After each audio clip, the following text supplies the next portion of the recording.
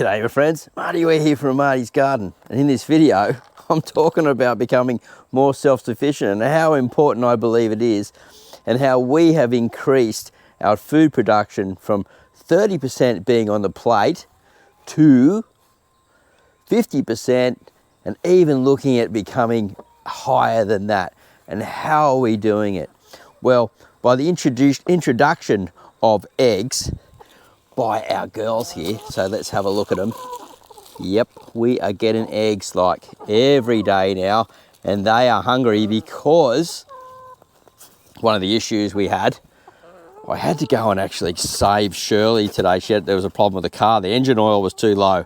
We've been so busy, we forgot to put engine oil in, and we've been waiting for a service. And everyone's too busy to actually service the car and all that stuff. So it's been absolutely crazy. It's like when it rains, it pours. And at the moment, these chickens, they're just jumping for this. They're just going crazy. Like if I put it in there, they're just going to jump up on there. Like, come on, girls, you need to calm down so I can feed you. I've only got one hand and my patience is lacking thin today. All right, get off, please. And they're just, they're so hungry. Look, just look at it there. Look, there's nothing in there. But sometimes I just love vlogging around the place. And I just want to say thanks to everyone for their amazing comments and support. And, you know, one of the things we come across was just more content on lots of different stuff. You know, a good mix of things, what's going on here, what we're doing, passing on educational vlogs at the same time. And as I'm walking around and, you know, we're doing some filming, I want to talk about how we're going to be stepping things up. So we've gone from 30% of the food being on our plate every day from the garden to around about 50% with the eggs. So, you know, we're getting, like you can see, eggs up the back there. Look at that. God, I love that. It's 4 eggs laid already. And we'll get another 4 more today. And I've got this bag here. Now, what do you reckon that would be for? That is not chicken feed. And I'm actually inside the coop, guys.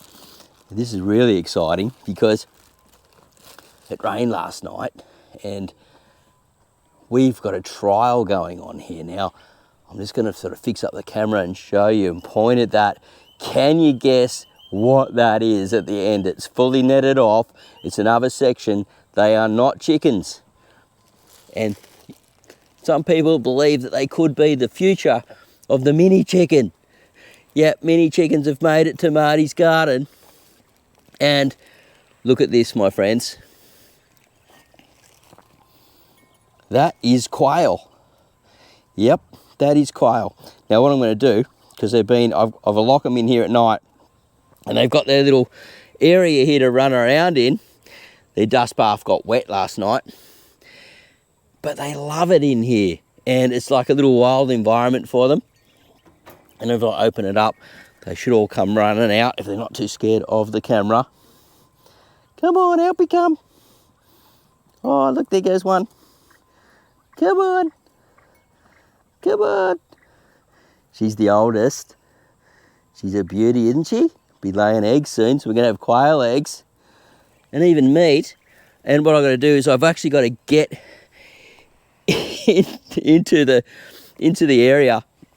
We don't have great doors or anything made up so much yet, so I've got to actually we've just got netting that sort of just runs it down here, and hopefully they don't run out.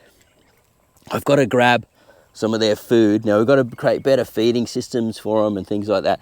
Now if they've got plenty of food, they're not too stressed out, which is really cool. But I know that they're super hungry, so as soon as I feed them, they're going to be in here for a feed. Now the feed for this is really cheap. And the good thing about these type of quails, so these are Japanese Qual, I believe they call them. And I've been wanting to get these for a very, very long time. We've got 1 male and 5 females, so 6 birds all up. And we may look at the process of incubating. So I'm filling them up. There's about 2 small handfuls there.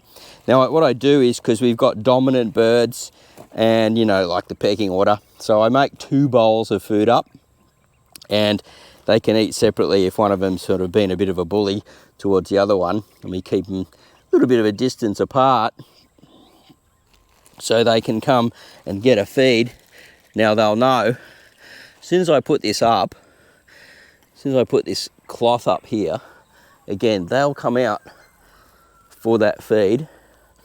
And I've just got to grab this water container here. Now I know it's we're just sort of vlogging here, and I just want to show you what it's like in the morning while I'm doing these things.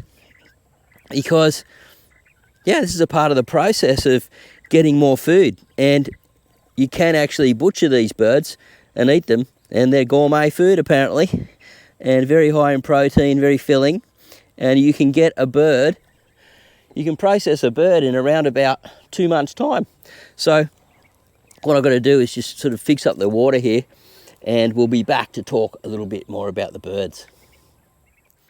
So look, they're out. You can hear their little calls. I missed the spot where they come out real fast and flying, and it was unreal. And as I said, we got 6 of them. This is the male here. You can see the dark head at the back, and has a different feather. It's like a lighter brown on the front of the chest. Super hungry. So as we leave the coop, they're still trying to get more food. I think they are consistently hungry until their necks, their little things in here, are so full of food that they just gorge themselves, don't you? You just gorge themselves until you just got no space left to fit anything. So, good work laying an egg there. I don't know why you're complaining. You're doing a great job. Thank you very much. So yeah, how are we doing it? How are we getting from 35% on our kitchen plate to 50% and then even further? Well, as I mentioned in the video, we had a lot of our own food growing. So I've just got to lock these guys away now. They try and get out through that little gap there. They'll do anything they can to get out through there. Seagulls, more eggs please. There's only 5 there. We need 3 more. 8 birds. So we don't eat the fully 8 eggs. So we're selling about 3 dozen a week, which is not much, but we eat the rest. And we expect to get another 5 quail egg a day soon. Now the quail eggs sell for around about $5 for a dozen. Now it's not huge money or anything like that, but it helps cover costs for feed and things, and it means that we get eggs ourselves. And the beautiful thing about quail, and one of the reasons why I've been interested in them so long, is their turnover. They do create a little manure, which should be good for grabbing off the floor and putting into worm farms and fertilizing gardens and things like that. And they're also fertilizing on site on that spot. But more so, I'm interested in the eggs. The eggs are very nutritious from my research, possibly even more so what they say, with lots of scientific research saying they're actually more healthy than chicken eggs. And the meat is really great stuff, and they're pretty easy bird to process. Within 2 months, so 8 weeks, you can be 8 to 9 weeks, you can be getting ready to be eating one of the birds. Now, obviously, you have to incubate the eggs. You have to have male and female. So 1 male to 5 to 6 females. And if you're just after eggs, you just want just females. But you can then incubate them, and you can get incubators for around about $100. Then you buy a little brooder box. So for around about a couple $100 or more, depending on how much you buy your birds for and your eggs for at the beginning, you can start producing meat within 2 months. And if you've got fertilized eggs, within 2 weeks, you could have hatched eggs. So obviously I've got to learn how to do that if we decide to keep running with the trials. And then within 2 months after that, we're consistently hatching them and brooding them and bringing them out and turning over, selling birds, selling eggs as a part of on the micro farm here. And at the same time, eating the males, because we only need 1 to 5 if we're breeding them.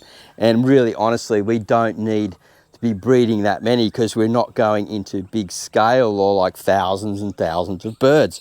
So we could, in theory, be having enough meat to save money again and get up around above 50%. So we could be getting anywhere from 75% and some days 85 to 90% of the food from the garden on the table. Now that is self-sufficiency. When we eat eggs and our salads and things like that, or eggs, and then we're harvesting some beans and putting it with some pasta or some rice, we're really right up there with nearly, around that 90% of food being placed on the plate. So, I believe it's all about taking risks and going with the dream and really making it happen. And I'm just walking around the garden here talking about that because quail are much easier than people think, and you don't need a lot of space to have them.